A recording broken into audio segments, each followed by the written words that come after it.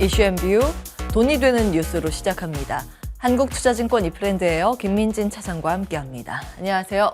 안녕하세요. 네, 오늘 시장의 상승 이유는 어디에 있다고 보세요?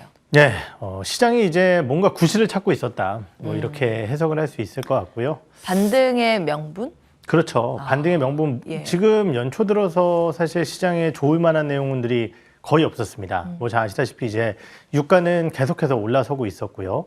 거기에 대해서 서프라이즈한 고용 지표와 함께 금리 인하 기대감은 더욱더 낮아지고 있었죠. 실제적으로 이제 작년 말경만 하더라도 올해 3월 금리 인하 기대감이 90%대까지 흐름을 보여줬었는데요. 현재는 60%대로 급격히 낮아졌습니다. 네. 그러한 상황 속에서 미 10년물 국채금리는 다시 4%를 돌파하기도 했고요. 거기에 더해서 미국이 금리 인하를 안 할 가능성이 높아지니 달러화 자체는 상승을 했습니다. 거기에 더해서 우리나라 시장의 영향력이 좀 떨어졌다 하더라도 여전히 중국이라는 국가는 우리나라의 굉장히 중요한 수출 국가인데요. 중국 쪽의 경기 불안이 이어지고 있는 상황 속에서 지금 중국 같은 경우는 H지수가 4년 연속 빠졌거든요. 네. 연초부터 또 낙폭을 키워나가기 시작을 했습니다. 이러한 부분들이 동반적으로 나타나다 보니 전반적으로 뭐 글로벌 증시, 거기에 대해서 우리나라 증시까지도 좀 흔들리는 모습을 보였었는데요. 어제 뭔가 대단한 뉴스가 나왔느냐. 사실 뉴욕 연은에서 발표한 기대 인플레이션 발표가 있었는데 물론 이제 수년 내에 최저치를 기록을 하면서 그리고 이제 뭐 1년 그리고 3년 기대 인플레이션을 고려를 해봤을 때 지금 12개월 인플레이션은 3% 발표를 했죠. 예.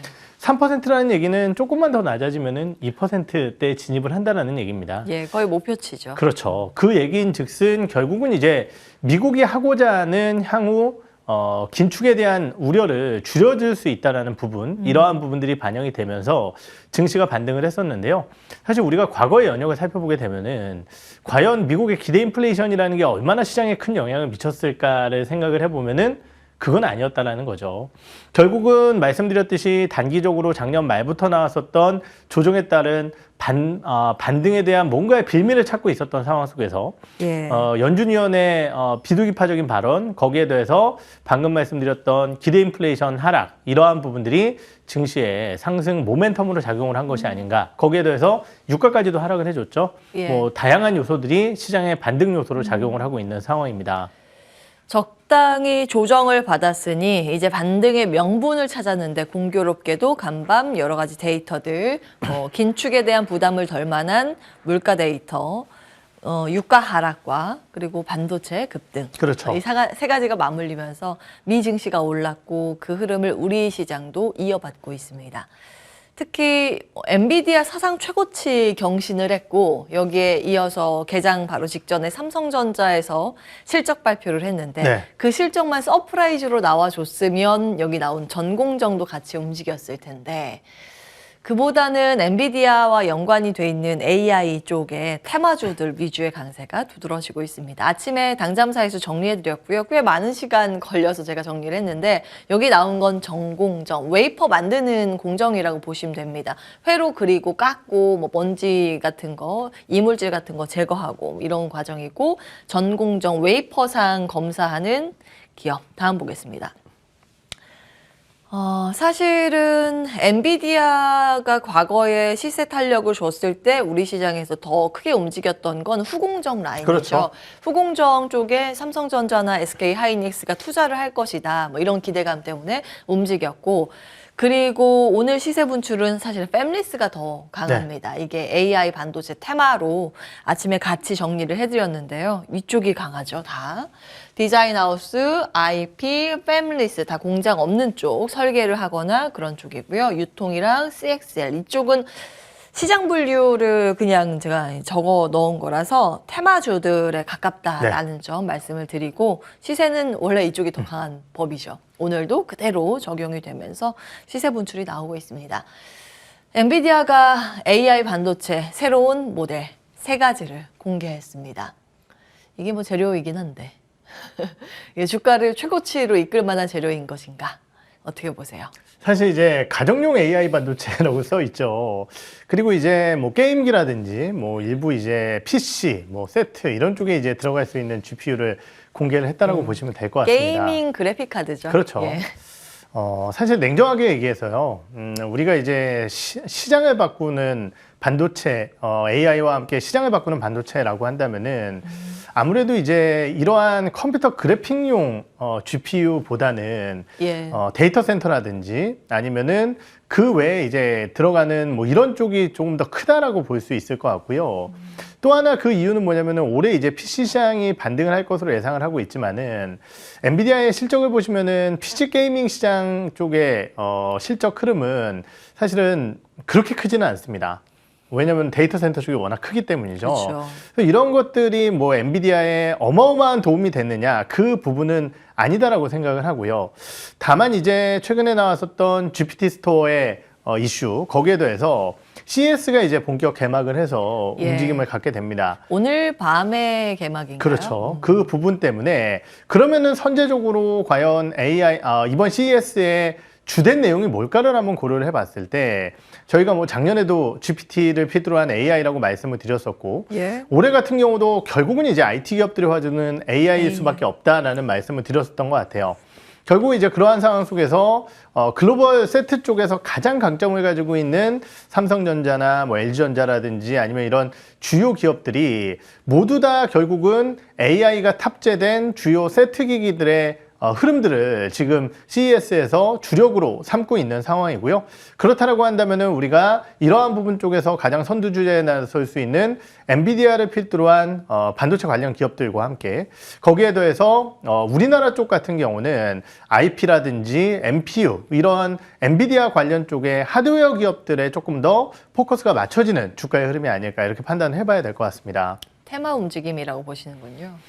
테마 움직임이라고 보는 것은 아니죠. 결국은 이제 이 부분은 우리가 이제 테마라고 한다면 어떻게 보면 이제 실적이 안 나오는 성장을 못 한다라고 한다면은 지금 얘기하고 있는 이 MPU라든지 아니면은 반도체 기업들 같은 경우는 그러한 테마에 속해 있긴 하지만은 대부분의 기업들이 거의 4분기 실적의 저점을 확인한다라는 공통점이 있습니다. 예. 그렇다라고 한다면은 조금 더 뭐 테마보다는 실적 성장주라고 표현을 하는 게 맞지 않을까 이런 생각이 드는 겁니다. 실적 회복 가시권에 들어갈 종목들 그렇죠. 이렇게 정리하는 게 낫겠습니다.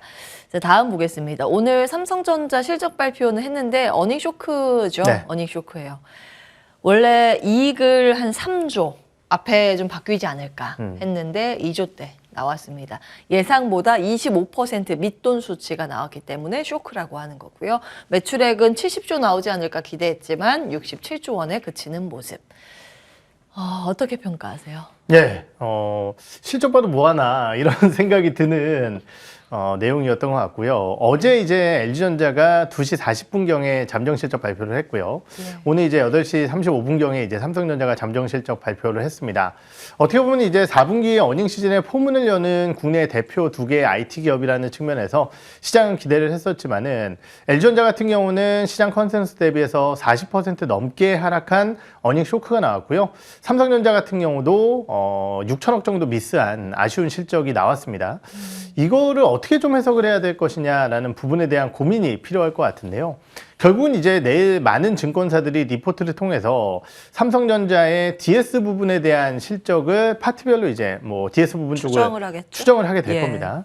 그런데 지금 6천억이 아니라 8천억 미스죠. 8천억 정도 미스가 나왔다는 얘기는 결국은 DS 쪽의 미스일 가능성이 더 높지 않을까. 예, DS 이렇게. 반도체 사업부. 그렇죠. 예. 반도체 사업부의 미스가 크지 않을까라는 생각을 해볼 수 있을 것 같고, 예. 그러면 이제 시장은 고민을 하게 될 것 같습니다. 그런데 삼성전자가 왜 이렇게 어닝 쇼크에도 불구하고 주가의 반응 자체는 제한적이냐 이렇게 생각을 해보게 된다면은 예. 결국은 이제 시장의 리스크온 분위기와 함께 이머징 쪽의 매수가 들어온다라고 한다면은 삼성전자는 반등이 나올 것이다라는 아주 단순한 유추가 될 수 있을 것 같고요. 예. 그러면은 왜 오늘은 이렇게 개장 초반 좋았었다가 밀리냐? 결국은 장중 수급 동향을 파악을 해봐야 될 것 같은데 예. 여러 차례 말씀을 드렸지만은 연초 외국인의 선물 매도 이에 따른 기관들의 현물 매도라는 공식은 지금 이어지고 있는 상황이고요. 작년 12월 중순부터 12월 말경까지 누적돼서 유입되었었던 외국인의 선물 매수 잔고와 금융투자의 매도 잔고가 아직 완전히 해소가 된 것이 아닙니다. 그렇다라고 한다면은 결국은 단기적으로는 대형주들의 무게감이 지금 느껴질 수밖에 없는 구간이라고 판단을 하고 있고요. 예. 다만 이러한 무게감들이 마무리된 이후에는 결국은 삼성전자도 4분기 실적 저점이라는 인식과 함께 회복세를 보일 가능성이 높다라는 측면에서 다시 시장의 관심, 주목을 받지 않을까 이렇게 판단을 하고 있습니다. 자, 그러면 삼성전자 투자 의견 어떠세요? 지금은 역시 매수해 나가는 단계라고 생각을 하고 있습니다. 예, 삼성전자하고 SK 하이닉스 둘 중에 고른다면요? 항상 이제 뭐 엄마가 좋아, 아빠가 좋아 같은 질문이라서 네. 두 개 중에 하나의 선택을 하기가 조금 이제 만만치 않은 부분이 있을 것 같은데요. 저는 현재 구간이라고 한다면은 삼성전자에 무게를 두겠고요. 다만 이제 조금 공격적인 투자를 하시는 분들이라고 한다면 2월 20일 날 엔비디아 실적이 예정되어 있거든요. 예. 그러면은 이제 2월 20일 날 발표된 엔비디아의 실적과 함께 가이던스에서는 성장률에 대한 눈높이는 좀 낮아질 것 같아요. 그때는 이제 삼성전자가 조금 더 우위를 보일 것이라고 생각을 하기 때문에 예. 단기적인 대응 전략 자체는 AI 관련주들 아직까지는 유효하지 않을까 이렇게 생각을 하고 있습니다. 좋습니다. 오늘 시세 나오고 있는 팹리스 중심의 AI 반도체 관련 테마주들 어떻게 네. 보세요?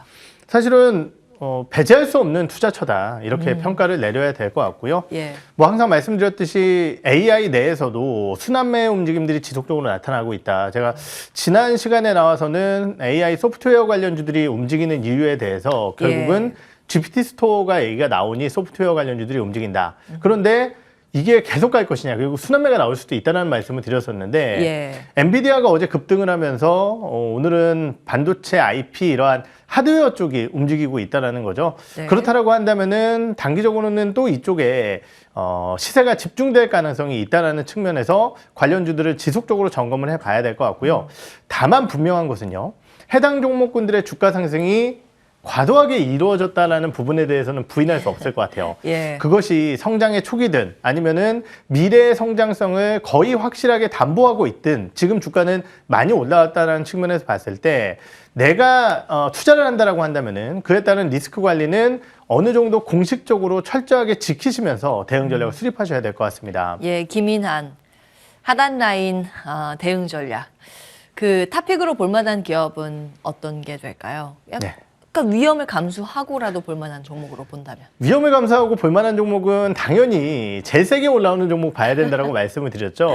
예. 그 종목은 제조반도체가 아닐까 이렇게 생각이 드는데 사실 여기 나와서 뭐 제조반도체를 보셔야 됩니다 이렇게 말씀을 드리기가 어렵다라고 한다면은 아까 말씀드렸듯이 이제 엔비디아의 실적 기대감들이 다시 반영이 될 겁니다. 그렇다라고 한다면은 이 오늘 상승세를 보이고 있는 이수페타시스 같은 기업들도 올해의 전반적인 실적이라든지 단가의 인상 기대 이러한 부분들을 고려해 봤을 때 조금 더 안정적인 투자처가 되지 않을까라는 생각이 들거든요. 그렇기 때문에 이수페타시스도 한번 점검을 해보도록 하겠습니다. 예.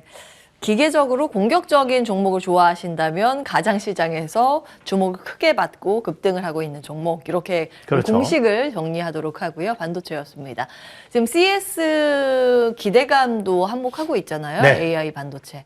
그리고 CES에서 또 기대를 모을 수 있는 부분이 자율주행이나 로봇입니다. 오늘 로봇이 좀 강한 모습인데 혹시 다른 카테고리에서 볼만한 섹터 의견 있으실까요? 사실 이제 자율주행은 좀 기대를 했었고 테슬라가 지금 위기에 벗어나는 방법 중에 가장 좋은 방법은 정말 이제 자율주행 쪽의 소프트웨어라든지 이런 것들에 대한 제 관심 이것이 아닐까 생각을 했었는데 아무래도 이제 잘 아시다시피 연초였나요? 모빌아이가 재고 이슈 때문에 급락을 하게 되면서 우리나라의 자율주행 같은 경우 자율주행 관련주들도 한번 크게 흔들렸었다라는 거죠. 거기에 더해서 이제 자율주행 같은 경우는 아무래도 전방이라고 할 수 있는 자동차 산업에 대한 부분의 물음표가 아직까지는 완벽히 해소되진 않았다라고 생각을 합니다. 지금 현대기아가 4분기 실적이 시장 예상치를 하회할 것으로 예상되는 가운데 지난 12월 달 데이터, 판매 데이터가 그렇게 좋지는 못했었다라는 부분이거든요. 그렇다라고 한다면은 결국은 우리나라의 자율주행 관련주들이 과연 이 수혜를 얼마나 받아갈 수 있을 것인지는 아까 말씀드렸던 테슬라의 전략적인 부분이라든지 경기의 불안과 함께 이것을 해소시켜줄 자동차의 판매 데이터 이런 네. 것들이 중요하지 않을까라는 판단이 들어서 조금은 조심스러운 입장이고요. 로봇 관련주들은 너무 많이 올라왔기 때문에 역시 이제 쉬어가고 있는 게 아닌가라는 판단이 드는데요. 또 역시 반등할 가능성은 꽤 있다고 생각을 합니다. 그 타이밍을 노려 나가야 되는 구간이 아닐까 이렇게 생각을 하고 있습니다. 예, 로보타픽은요?